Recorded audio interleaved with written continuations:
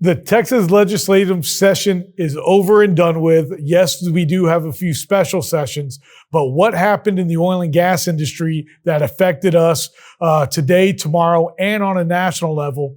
Karr Ingham, president of the Texas Alliance of Energy Producers, is here to break it all down on this episode of The Crude Truth. In 1901, at Spindletop Hill near Beaumont, the future of Texas changed dramatically as, like a fountain of fortune, thousands of barrels of oil burst from the earth towards the sky. Soon, Detroit would be cranking out Model Ts by the millions, and America was on the move, thanks to the black gold being produced in Texas. Now, more than a century later, the vehicles are different, but nothing else has truly changed. Sure, there may be many other alternative energy sources like wind and solar and electric. But let's be honest, America depends on oil and entrepreneurs. And if the USA is truly going to be independent, it has to know the crude truth. This episode is brought to you by LFS Chemistry. We are committed to being good stewards of the environment. We are providing the tools so you can be too. NAPE Expo, where deals happen.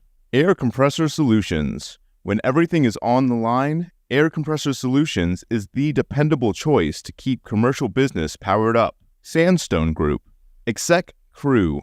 Elevate your network, elevate your knowledge. Texas Star Alliance. Pecos Country Operating. Fueling our future. Well, what a very busy and eventful Texas legislation we just got done with here about a month ago. And it's actually taken about that month to settle, to really dive into and see what all was passed, what wasn't passed, and what affects the oil and gas industry. And I want to just highlight to all our listeners and viewers out there that aren't from Texas and they're thinking, well, why is Texas legislation so important to us? Well, because as Texas goes and our policies in Texas goes, America's policies follow. And not only does America's policies follow that on a national level, but we set the global standards and what's right and how business is done in the oil and gas industry. So that's why this episode is so important. And to bring in today, as I mentioned in my teaser, and it really wasn't even a teaser today, I'm just excited to have the man that knows what's going on, that during legislative, I think he had a sleeping bag next to the state capitol, and in between, it was right in between the state capitol and the governor's mansion to make sure that he didn't miss a beat. Our man, the president of the Texas Alliance of Energy Producers, Karr Ingham. Karr, how are you, sir? I'm good. You're so kind in your introduction. Appreciate that a lot. I'm good. It's great to be here. Good to see you. I appreciate the invitation to get to do this with you. What a privilege. And you're not wrong. As you know, I do not live in Austin. I live in the great northern city of Amarillo, Texas. Yes. But when I took the gig, as you know, I've been associated with the Alliance as its economist and a few other things for a long time, 20 years plus. But I became the president of the Alliance about a year ago, July of 2024, which means that the 2025 legislative session was the first one that we had where I was actually running this outfit. So we had a deal with our members and our board. Yes, I will continue to live in Amarillo. Yes, I'll be in Austin for the legislative session. No other place to be. Have to be here. We have people here on the ground working for us, but the president of this organization needs to be here. And so there were very few exceptions about weeks of the legislative session that I was not in Austin for at least part of that week and often most of the week, because committee hearings are happening. And then of course, these things are making their way to the floor, and there's just a lot to do. And in terms of testifying on behalf of the Alliance and our members, again, we have people, great people doing work for us in Austin, but for the most part, that needs to be me. Yeah. And just want to make sure I was here for all of that. So it wasn't quite as big as a sleeping bag right over there, but kind of felt like it sometimes. But I just wanted to make sure I was in town for that legislative session and available, and that we're staying on top of these issues. And of course, you got things happening in the building, but there are meetings in other places where getting together with other trade groups and kind of hashing things out. Your members, I mean, there are things going on outside of just what happens in the building over there. So it's a very busy, really intensive time, and there's never going to be a session that doesn't have something to do with oil and gas, Right. because we're an oil and gas state, and our production has grown so dramatically over the last 15 years or so. It puts us on an even higher level in terms of impact and consequence to U.S. production, global production. There's a bigger spotlight on us now than ever before, from environmental groups, from really every perspective. And so all of this is going to find its way into the legislature somehow or other. We got to be on top of this stuff. Speaking of being on top of this legislative session, there were a couple of different bills pertaining to oil and gas, and I wanted to kind of just not dive into them, but talk about them and see what it is where operators got to get better, or where we've gotten some more regulations removed to allow us to do our job more efficiently. One that comes to mind is obviously the oh my gosh, I'm blanking on it. The inactive well bill. Yes, the inactive well bill. Yes. Right. And that one kind of goes along with the plugging and the orphan wells in some form or fashion. In some form or fashion, but to be clear, yes. And this was part of the problem when we were having this discussion, I think. Okay. There's a clear distinction between an inactive well and an orphaned and abandoned well. Yes. And yet, I don't think this distinction was clear to everybody, because there was, I think, some conflation of these two notions. Yeah. An inactive well, and you're an operator, so you know this stuff. Yeah. And I don't know an operator that doesn't have some number of inactive wells as a part of their well inventory. Mm-hmm. And so an inactive well is one that is owned and controlled by a good operator, Mm-hmm. like Pecos. Mm-hmm. And they're owned and controlled and managed by licensed operators in good standing with the state, Mm-hmm. because you've got to have an active P5 to do all of this stuff that you have to do with inactive wells. And so these inactive well inventories, there's always stuff that you have to do along the way anyway on certain time frames. If it's inactive for long enough, and this was law before any of this came up, you have to ultimately disconnect the electric power to it. You've got to, at another stage down the road, remove the surface equipment, et cetera, et cetera. So we already had these things in place. The point being that inactive wells are not wells that are out there that are big problem wells that are leaking nasty stuff all over the place. We know where they all are. Yes. The state keeps track of these things. Operators have to file reports about this. And that's completely separate and apart from an orphaned and abandoned well. And the terminology is pretty self-explanatory. It's orphaned, which means nobody owns and controls it now. And it's abandoned, which means nobody's really doing anything with it. Right. Well, is the orphaned and abandoned well inventory in Texas potentially problematic? Yes, because you don't have operators that are taking care of them, Right. and doing mechanical integrity tests and testing for leaks and so on and so forth. And sometimes these do kind of break through and pop to the surface. And on the rare occasion when that actually happens, it's a big story. And I get it. Nobody wants to see anything bubbling up out of the ground and spreading around nobody wants to see this. No. But this is not happening with inactive wells now. Correct. And so the origin of the legislation, the philosophy behind it is that we do have a rising number of inactive wells in Texas. Is that rising number of inactive wells may ultimately lead to a rising number of orphaned and abandoned wells. I'm not convinced that's the case, because the data doesn't bear that out historically. But that's the assumption. And so the idea was, on the part of the legislature, a desire to arrest the upward growth in the number of inactive wells and begin to stabilize that and then start to bring it down over time. And the way they elected to do this was by kind of attacking operators' inactive well inventories and requiring them to do more than they had been doing, Right. and either plug or return them to service over basically a 15-year compliance time frame. And this sounds like a lot. I think this sounds like a long time, Right. to people, and they may say, well, 15 years if you can't. But the fact of the matter is that's some tough math for a lot of our operators, because it costs money to plug wells. And when you mandate that you're going to start plugging a lot of wells in a constricted time frame going forward, there's no way the cost of plugging wells is not going to go. It already has gone up extraordinarily. Yes.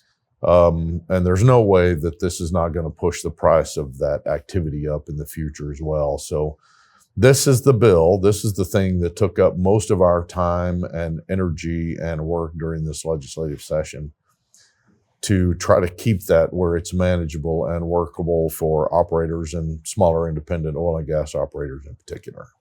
So with the 15 years, so for an example, I know for us, when we go look at new or at leases that other people have, and it's like, hey, I think we want to pick it up. We look at all the inactive wells, and it's like, okay, when we look at it, we kind of do the math that, okay, these are all potential plug or put back online wells, right? It's one or the other. We're either going to put the well back online to be a producer, or it's like at some point we're going to plug it. So we do look at them as plugging liability when you pick up a lease. However, sometimes there might be 100 wells that are maybe inactive. And so with this 15 years, are you saying that you got to do something within that 15 years with all 100 inactive wells? That's exactly right. The idea is that all of those over a 15-year period of time have to be either plugged or returned to service. Now, and we had a lot to do with this. Yes. If you get to the end or you're approaching the end of that 15-year time frame, there are some exceptions built in that will allow you to petition the commission to extend that 15-year time frame. But you'll have to prove, an operator will have to prove some things up to the commission. Mm-hmm. And so we were very instrumental in getting this exception process beefed up a little bit, to give operators a potential out when it's getting to the end of that 15-year period of time. But absent that exception process, yes. Wow. The idea is, now it's not every single inactive well that you have. This applies to wells that are 25 years old or more. In other words, they were completed 25 years or more in the past. Right. And have been inactive for 15 years or more. And again, you think that's going to whittle. There's a lot of wells in Texas that meet that test that fall into that category. Yes, so that's most of them. Well, absolutely, of course. That are over 25 years old. Of course. I mean, man, the wells we got operating in Texas and even the inactives, we've got a lot of wells that have been around for a long time, both producing and currently inactive. So it's that group of wells this applies to. But of course, what happens with every passing year is that wells fall into that category, because if they're age 23 now, in a couple of years, they're going to be age 25. And if they're 12 years inactive now, in 3 years, they'll be 15 years inactive. So you're going to be adding wells to that group on a rolling annual basis. And so this is kind of what you have to keep, have to keep track of. Okay, so with wells that are producing that are 25 years or older, what do we like? We just got to monitor. If it's just a producing well, if it's a producing well, then this doesn't affect that. Okay. Just the inactive wells. Just the inactive wells. We've got a lot of operators, and we spend a lot of time connecting with our operators on these issues and learning things about the nature of their operation, getting feedback and counsel from them on how we need to proceed here. And I'd say on average, and this is just a rough guess, but it's probably not far off. On average, it's very common for an operator to have, of their total well inventory, that they have 20% anyway that are inactive. Yes. And in some cases, 25, 30, third of their wells in some cases are inactive. And again, it's not like they're sitting out there not being taken care of, because the state has requirements even before this law was passed on those inactive wells. But this requires that to happen. Now, I will say, and this was virtually all us. That bill was, when it was originally drawn, was supposed to go into effect on September 1 of 2025. Okay. And we pushed that back, or got pushed back. And our members we were working with on Senate side in particular, House as well, we essentially got that start date moved back 2 years. So the start date of that 15-year period is September 1, 2027. Okay. Not 2025. So that gives us a little bit of a longer runway for these guys to start figuring out how they're going to manage this. But if you just do the math on your current inactive well inventory and what you have that's going to age into that group in the next 17-year period of time, and what you have to do in terms of plugging them to totally eliminate. Yeah. It's some ugly math in many cases. It's very costly to operators, and there's a chance this will put some guys under. There's a chance that companies may spend, I mean, the more money you're spending on that sort of thing is the less money you're spending on new development and bringing new production online and drilling wells and secondary recovery efforts, whatever the case may be. Because, you've only got so much cash flow to work with. And that's production multiplied by price, essentially. Pretty easy stuff. Well, you are an economist. And well, I am an economist, so I got that one down. So, so here's the pie of revenue, and the bigger share of that pie is taken up by things like this, and it's going to do it. It means less money goes to other beneficial things. Right. Right now, we've always followed a 10%. It's like whatever you have inactive, you got to do 10% a year. So I like that a lot better than, hey, you got 15 years to do something. This is true. And so again, it's not like operators were not already plugging on a regular and ongoing basis. 10% of their inactive well inventory. Put it online or plug it, 10%. So that means, again, with that 100 for easy math, I mean, 10 wells a year that are on my operator license have to be plugged. There you go. And it's not just one lease; it's within my entire deal. That's interesting. That doesn't start until September of 2027. That's correct. Okay. All right. Yeah. But obviously, everybody's going to start planning for this now and looking ahead. And when this legislation was first drafted, it was much worse than it was compared to the version that passed. It was 10 years inactive and a 10-year compliance time frame with no exceptions. That would have been unworkable, unmanageable, so costly. So we set about to kind of change those numbers, and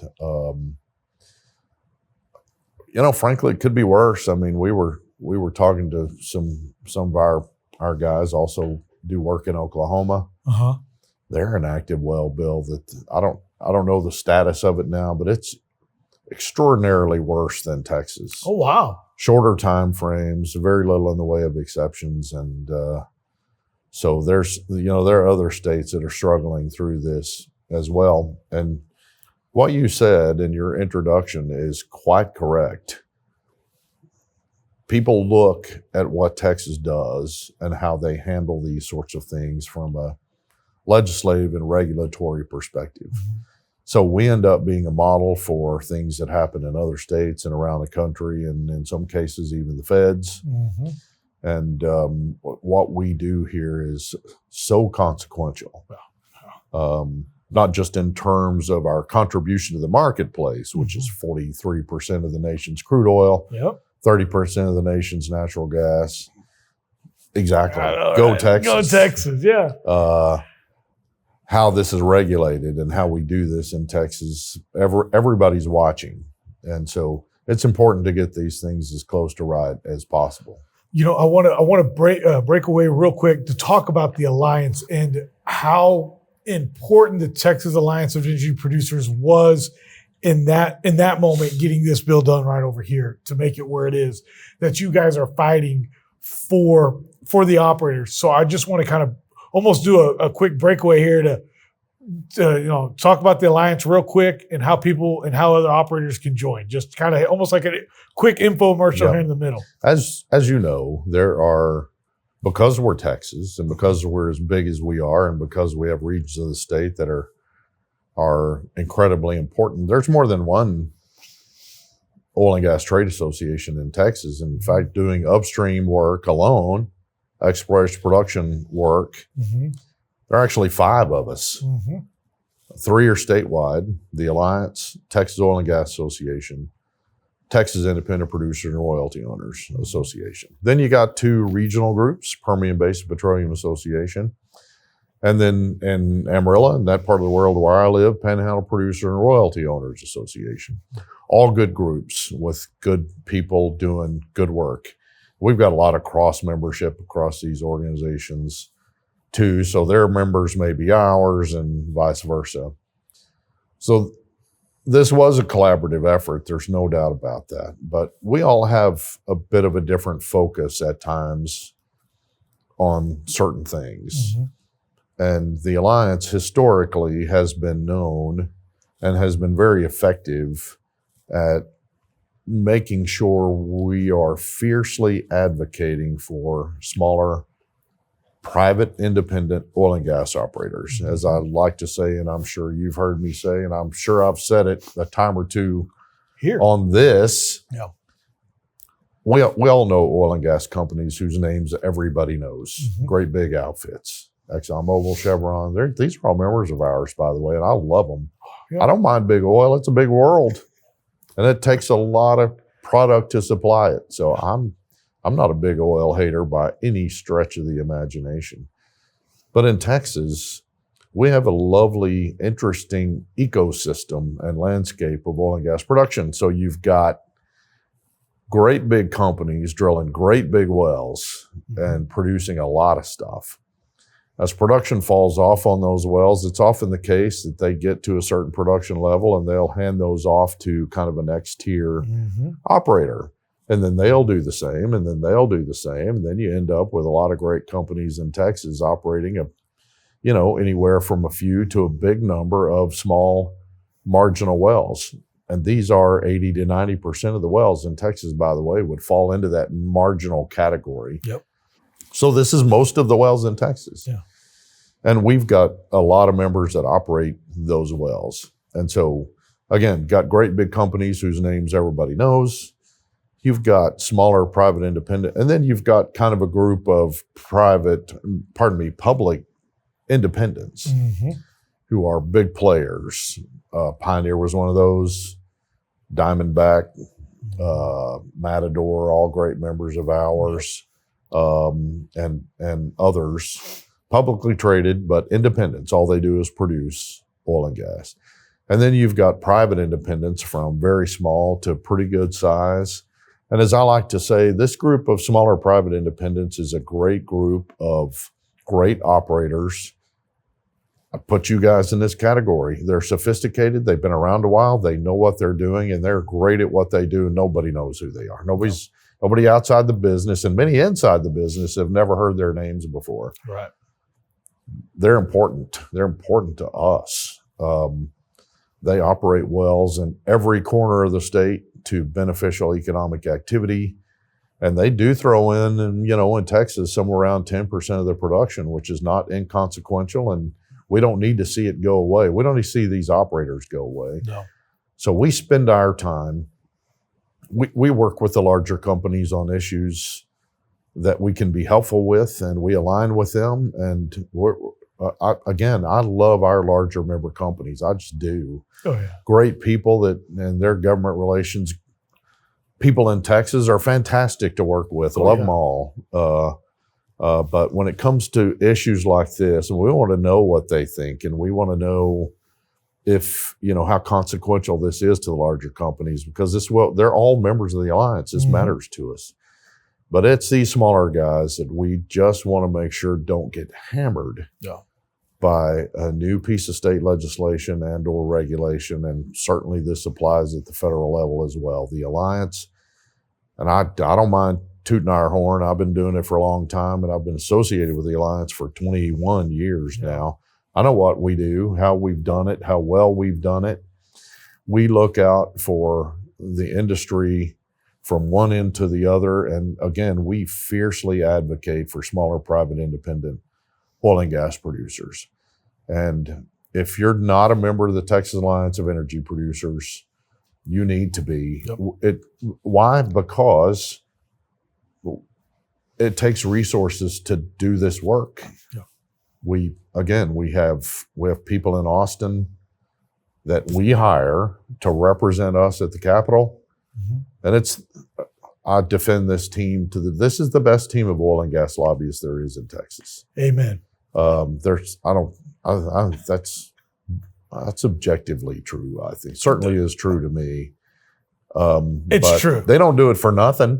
No, they don't. we pay them. And honestly, I'm not sure we pay them what they're worth, but so it takes resources to do this. And we are, by the way, as far as I know, we're the only group in Texas, and we may be the only state trade of all the producing states in the country to have our own DC lobbyist. We've got our own representation up there, because what happens in DC, I mean, you can kill these smaller guys out of DC just like that. And Biden administration did everything they could to get that done.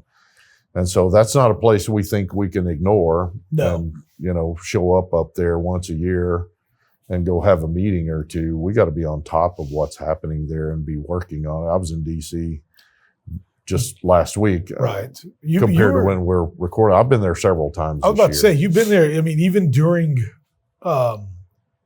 session. The weeks I wasn't here, there were a couple of them I was there. Up there. I want to ask you about the Railroad Commission and what's going on over there. We have a lot of great regulations that really help the environment out. I mean, I always tell people that, when you're drilling oil and gas in America, it's the cleanest place that we actually drill oil. Without a doubt. Without a doubt. There is a new law or a new rule that the Railroad Commission came up with for pit liners. Is that correct? Yeah, it's a broad waste management rule. Okay. But it's that. I mean, what is this broad waste management rule? Well, it's oil and gas waste, which is produced water, which is other things. And so this has been in the works for a couple of years now at this point. And the commission rolled out a draft proposed rule in late 2023. We had some problems with that draft, and our members did as well. And we spent a lot of time in meetings with the Railroad Commission, both in terms of their senior executive staff at the commission, from executive director to oil and gas division director to that kind of top tier of people that work at the commission. Then the three commissioners themselves, we had meetings with each of them separately to just talk about this proposed rule. And again, it was a thing that started out considerably worse for the oil and gas industry and for private independents in particular, that we did a lot of work on to get to a level where we thought it could be workable. Now, this just on the pit side of things, think of pits in two categories. Schedule A, which are smaller pits that our smaller guys are drilling. So drilling, reserve, workover, et cetera, et cetera. And then Schedule B, which is a great big commercial produced water recycling a frac pit in the tank. Permian. Yeah, 1 million barrel tank. Yeah. So it's principally the Schedule A, the smaller pits where our guys, again, our smaller guys are just, you have to do it all the time. You got to go dig a pit for one reason or another. Yes. And so the question is, what is the commission after with regard to these Schedule A pits, these smaller pits that the private, smaller guys are digging, constructing? First and foremost, the commission's, and we're still having some conversations with them about this because it only went into effect on July 1, but it is in effect now. So if you've not been paying attention to this, first of all, if you're a member of ours, you'd be reading our stuff and you'd know what there is to know about this. Right. But the commission has a spot on its website dedicated to this with all kind of information on there. So if this is a thing as an operator you don't know about right now, you need to go find out about it because this is already in effect. What the commission seems to be after first and foremost is simply the registration of these pits. They just want to know where they are, and they want to be able to sometime in the future go back and find a pit that was dug for one reason or another and just preserve the location and purpose of that pit. Okay. So that's, I think, purpose number one. Okay. The overarching purpose of the rule rewrite, which is a Chapter 4, Rule 8 rewrite, is groundwater protection. Mm-hmm. And I don't think there are many of us that would disagree with that as an operator or as an industry. Mm-hmm. But we've been doing that for a long time anyway. And so one other provision of the rule said, if the bottom of that pit is within 50 feet of groundwater, then yes, it will have to be lined. Okay. But that can be a synthetic liner. It can be a clay line. Depends on your, the nature of your surface, maybe. Right. That between the agreement we had on this and the release of that rule, there were a couple of other elements added to this that have been a little bit problematic, which is to say there are some other provisions that would require a liner to that pit where even if you're 200 feet to groundwater and it is the makeup of the water that's in it, total dissolved solids. Right. So you need to go look at these things. And this kind of threw us for a little bit of a loop. Okay. And this is the thing we've been working on, is just try to clarify with the commission when a liner is going to be required and when it's not going to be required. And one of the hangups on synthetically lining most of these pits, which is kind of where we've gotten, if you just read the language of the regulation, is that not only is it costly for the operator, the landowners don't want it in many respects. Yeah. They don't want anything to do with that.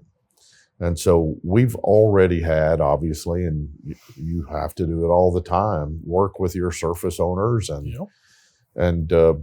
make sure what is happening on the lease out there kind of works for everybody. And so this is the thing that we've been spending time, even up to right now, we're working on it as we speak, just trying to clarify what the commission is going to require in these cases. And if you've got a situation where a clay liner will work, or if you've got a situation where, it's a ways down to the groundwater, and especially if you have a situation where the landowner simply does not want a synthetic liner out there. Right. Is there flexibility within this rule to do this? And can the commission, and more specifically, can the commission district offices provide that exception? And is this being uniformly communicated from Austin Railroad Commission senior staff to those district offices? Yep. And so these are the things that we continue to work on and had calls on. This was a big deal. I mean, this was a 2-year rewrite of that section of the rule. Yeah. And we spent a lot of time on it. And again, spent a lot of time consulting with our operators and meeting with commission staff. And I think, again, making some real headway on the part of smaller private independents. And that's what we're trying to do now, is just kind of see this thing through to its end, to make sure we've got a durable process in place where there's opportunity to do what needs to be done and protect groundwater, but without having to engage in costly things that cost operators money and landowners don't want. Yeah. So that 50 feet. So if the water table's below like 50 feet or more away, you don't got to put a liner in. Is that our? Well, this is kind of where we got to. This was more or less our understanding. Okay. But the rule there were a couple of additions made to this that have less to do with the distance to groundwater and more to do with the makeup of the water in that pit. So if it's above a certain TDS. Oh my gosh. Then exactly. So this, again, threw us all for a little bit of a loop, and we didn't really see it coming. Yeah. And so this is why we're having to spend some time just clarifying this and working on it through the commission. I'll say this much. The commission and its senior staff, from executive director Wei Wang on down, they are extraordinarily, uncommonly responsive to us. Yes. I put in a call to Wei, and I think the next day, I had a meeting scheduled with the senior staff to talk through this with some of our members. So I'm not calling them out on this. It's just a situation between the regulator and the regulated that we need to make sure is workable for the operators, and that's what this process looks like. Man, there are so many things that are going on here in Texas, and again, we set the standards, and as Texas goes, America follows. Methane is still a big thing, and so is carbon CO2, especially at a national level. I know just the other day, Lee Zeldin was on the news talking about rolling back some of these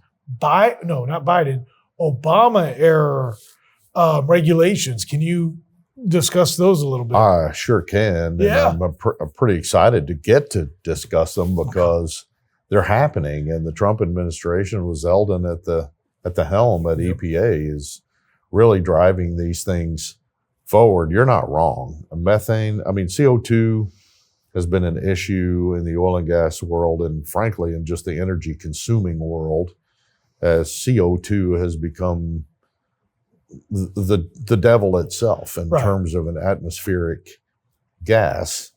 And there are a lot of differing opinions about this. Yep. And I'm not a physicist, and I'm not an atmospheric physicist, but there's enough disagreement about the nature of CO2 concentration in the atmosphere to at least question whether it's a good idea to upend our entire energy system to the detriment of the country, to the detriment of consumers, frankly, to the detriment of the oil and gas industry, but to re-engineer, or try to, through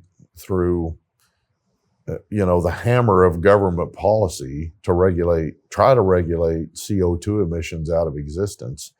That's kind of where we've been headed with this. Yes. And then if you don't know it, and I don't know that most people do, CO2 emissions in the United States, you know what they've been doing for 25 years now? Going down. This is what they've been doing. As we've grown production, as we've grown consumption, CO2 emissions in the U.S. going down, both in terms of just actual number, as well as our global share of CO2 emissions and our per capita share of CO2 emissions, all down, not up. So I wonder if the Biden administration was thinking, well, that declining CO2 number is a problem. We have to come up with another atmospheric Satan, and that atmospheric Satan is methane. Yeah. Obama started this with a methane rule. Trump rolled back part of that rule in his first administration, but the Biden administration, boy, they came running at us, steamrolling at us. Yes, sir. It was all methane all the time. Yeah. So we ended up with new methane rules that we're trying to unwind now, and the EPA is trying to unwind. What you're talking about is this interesting thing called the endangerment finding. Mm-hmm. And what EPA should do and is required to do is to say, okay, if we're going to heavily regulate CO2, for example, we have to go through a process of determining whether or not CO2 and rising atmospheric concentrations of CO2 are a danger. Mm-hmm. Well, they're not a danger to you and me. We're breathing it in and breathing it out. And we could do so at much higher levels of CO2 in the atmosphere than we are right now, without a doubt.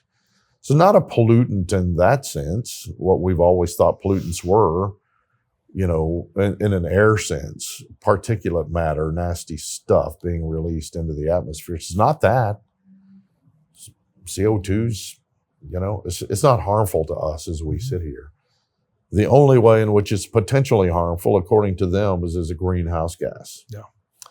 And so under the notion that CO2 is a dangerous planet-warming greenhouse gas, the Obama EPA in 2009 determined, and its EPA went through the process and came up with this thing that an endangerment finding. Yes, we find that CO2 is a danger to the citizenry of the United States, and we're going to regulate it as such. This has been in place. We've had issues with this finding ever since then. But the Zeldin EPA, just this week as we're talking, Zeldin and Energy Secretary Chris Wright were at a meeting in Indianapolis, I think. Yes. And he announced at this thing that they were going to begin the process of unwinding the endangerment finding for CO2. Well, guess what?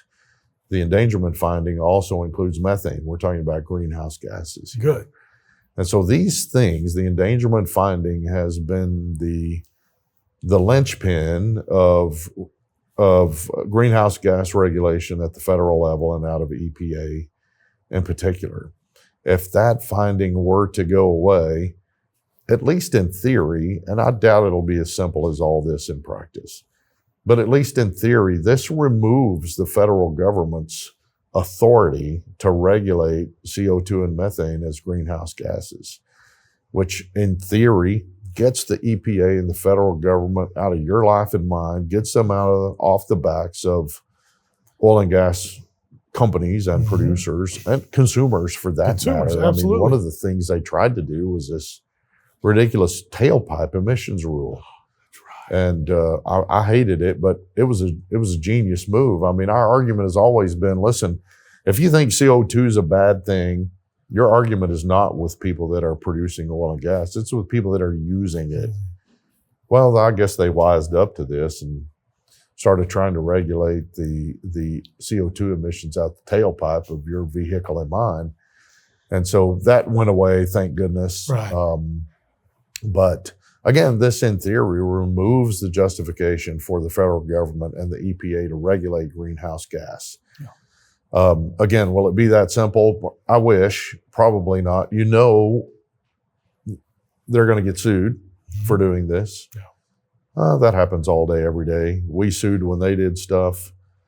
They're going to sue when this administration does. The difference is they would put a rule into place. It would start being bad. It would start having negative consequences, and those would all be in place while we're searching for a judicial solution. In this case, that thing goes away, and then it's gone while they're trying to litigate this. Yeah. So over all that period of time, we're not having to deal with it. And the other thing that's a huge thing. This endangerment finding is a massive, massive event in oil and gas regulation and energy regulation as it concerns petroleum energy for sure, and maybe coal as well. Regulation of that form of energy, which is most of what our energy is. And then the other thing, so that was an Obama thing, and then the Biden administration put new methane rules into place called, these are just terms that roll off my tongue now. Most people don't know what this is, but we call them Quad O, B, and C. So we had Quad O A, and this just where you find this stuff in government documents. Yeah. You had Quad OA under Obama. Yeah. And then Quad O, B, and C. Well, Quad O, C is B is bad enough. C's the worst one. So for the first time, that pulls existing sources, which means oil and gas production and other facilities that have already been in place for a long time. They get pulled into these methane regulations. Yeah. Again, horrifically costly, very burdensome from a time standpoint and from a reporting standpoint. I mean, you name it. And the Biden administration got this rule in place and finalized. And so it's in the process of being put into place. The states get to administer part of this. And so all of this has been going on. But in our meeting with the EPA, again, as we're talking right now, this was just last week. Mm-hmm. I was in DC talking to the newly confirmed head of the Office of Air and Radiation in the EPA. Yeah.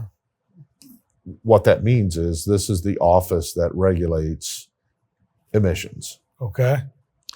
And so they are in the process of unwinding and standing down the Biden administration methane rules, Quad O, B, and C. B is new stuff. C is existing stuff. And what they just did, and by the way, he got confirmed on a Wednesday and we met with him on a Thursday. Wow. So if we weren't his first official meeting after he got confirmed, and I just choose to believe that we were, and I think that we were, but I can't confirm that. We were way up there on the list. And very shortly after that, and this was just this week, they announced a thing. This is all just DC terminology. Yeah. Called an interim final rule.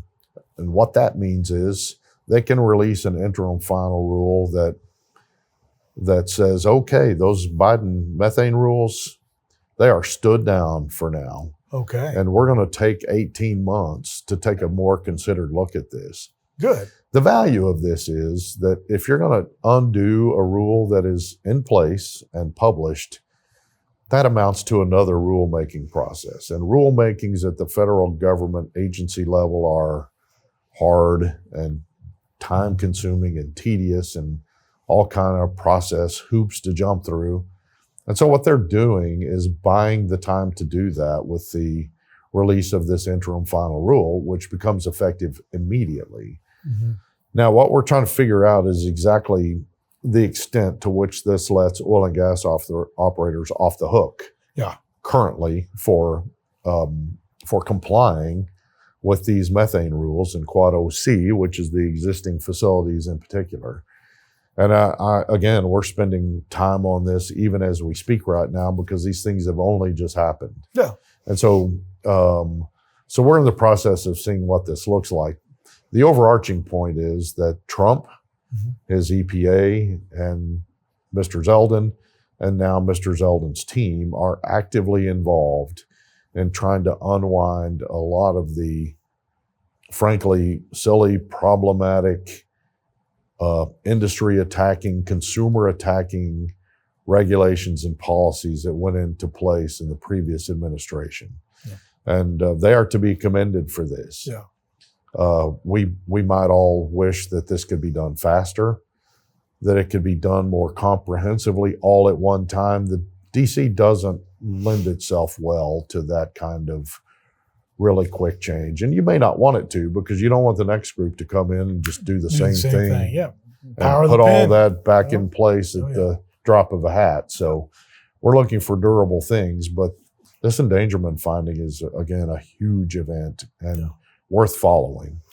You know, you guys are knocking out of the park, and you talk about worth following.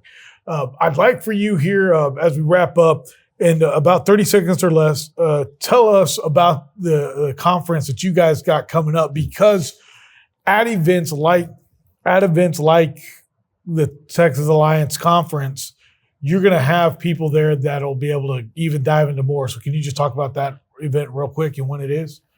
Like most groups, Texas Alliance of Energy Producers holds meetings here and there throughout the year. Our annual conference has been in Fort Worth for the last 3 or 4 years, certainly post-COVID. Mm-hmm. And we've been at a great facility for the last year and now this year again, called the Crescent Hotel and west of downtown in Fort Worth in the Arts District out there. It's fantastic, brand new facility, fresh, modern, great setup for us and great group to work with. So we had our first meeting there last fall. And so our annual conference is coming up November 10th and 11th in Fort Worth, Texas at the Crescent Hotel. So this will be an opening reception on the evening of the 10th. And then the program starting with a breakfast and speakers, and then we'll close with a keynote. Last year, that keynote was Karl Rove. And of course, this was just in advance of the presidential election and a lot of House and Senate races. So it's fascinating to have him there. We're working on a couple of potential keynotes. The other thing about November 11th is that it's Veterans Day. Yes. And we're going to lean into that, I think, pretty hard. Okay. And so we're working on a couple of potential speakers, but we'll start with breakfast and content there. Then we'll have a morning of speakers, and some of those are lined up, and then trying to get this keynote locked down. We'll be rolling out registration for that in a couple of weeks. So and at that time, that'll be updated on our website. We'll be sending it out to members and all of this. It's a great opportunity to just come connect, come talk to us, come talk to your fellow oil and gas operators. There's not room there for a massive number of exhibitors, but there is a trade show there that has, a good 10 to 15 just great vendors to the industry. And this is a very popular thing that we have there, and it's set up just outside the meeting room and adjacent to everything else. Again, it's a great facility, and I'd love to have every oil and gas operator in Texas at this thing. And as you know, I want you at this thing. Yes, sir. Hope to have you there to set up and doing this and talking to our members, talking to speakers that we have at the meeting. So I hope that works out. I'm excited. Didn't mean to put you on the spot. No. I'm excited. Then, I think we're even going to do our best to get a fellow podcaster, a good friend, Stu Turley there. And boy, well that's a game changer right there. I'm gonna have to think about that for a little bit before I let that happen. For those out there, again, and I know you've been on the show, but how can people get a hold of Texas Alliance of Energy Producers? Just our website, first and foremost, texasalliance.org. Membership information is there. Getting in touch with me is there, and my email address is just K Ingham. So first initial, Ingham, K Ingham. My lovely and talented, smart aleck wife, for those who are looking for a way to remember that, says that it reads like King Ham. It does. I've never put two and two together. I'm not that, but anyway, that's what she says. So King Ham at texasalliance.org. Anyway, so that's how you get in touch with me. But just go to our website. We'll have the annual meeting information out there. It's got membership information on it now. And again, we've got various membership levels. And so find one that works for you, but come be a part of this organization. And if you're in or connected to the oil and gas industry in Texas, again, a lot of great groups. All friends and colleagues and people we work with in terms of oil and gas associations in Texas. But our team is fantastic. Our mission and history is fantastic. And hopefully we're doing a quality job on behalf of the industry writ large in Texas, all segments of it, and smaller private independent oil and gas operators in particular. I don't know anybody who's working harder for that bunch than us, both in Texas and in DC. And we'd love to have more team members, more resources to deploy to get the work done. So I'll go anywhere and I'll talk to anybody about membership in the Alliance. If it's off in the middle of nowhere, And there are 3 guys there. If I can get there, I'm going to go and I'll talk to them. Well, Karr, I can't thank you enough. I know that the Texas Alliance of Energy Producers is here for all oil and gas companies in Texas, and y'all truly fight for us. And there's no doubt about it. Y'all have the best team here behind us that's fighting for us and at the national level. So thank you as always. And thank you so much for coming on again today. And thank you for working with my schedule and being here. So this was actually you working with my schedule. And I'm glad we could get it done. I'm glad we're sitting in the same room at the same table doing this. Yes, sir. I'm honored to be invited, and I appreciate it. Well, thank you. And to all our listeners out there, if you got any questions, don't hesitate to reach out to me or reach out to Karr. He's the guy that knows what's going on. And thank you as always, and we'll see you again on another episode of The Crude Truth. Again, The Crude Truth would like to thank today's sponsors: LFS Chemistry, NAPE Expo, Air Compressor Solutions, Sandstone Group, Exec Crew, Texas Star Alliance, Pecos Country Operating, and Real News Communication Network. The easiest way to start your own podcast and TV show? Real News Communications Network. Stand out from your competition. Produce streams of high-quality social media content. Become a thought leader in your industry. With RNCN, you get to be the host. We handle everything else. Tour one of our 3 locations in Dallas, Fort Worth, and the Colony. Call 972-402-6333 or visit launchashow.com to find out more.